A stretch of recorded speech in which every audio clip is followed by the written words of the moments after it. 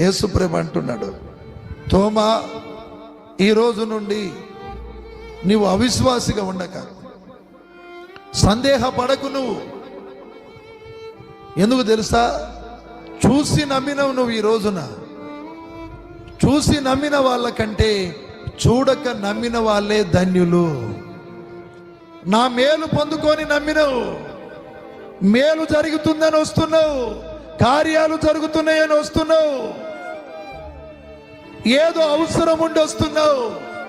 కానీ ఏ అవసరము లేకున్నా నా దేవుడు నా దేవుడే, నా ప్రభువు నా ప్రభువే, నా విశ్వాస జీవితములో నేను ఆయన ఆజ్ఞను పాటించాల్సిందే, ఆయన చిత్తము జరిగించాల్సిందే అని ఆయన ఆజ్ఞకు లోబడి,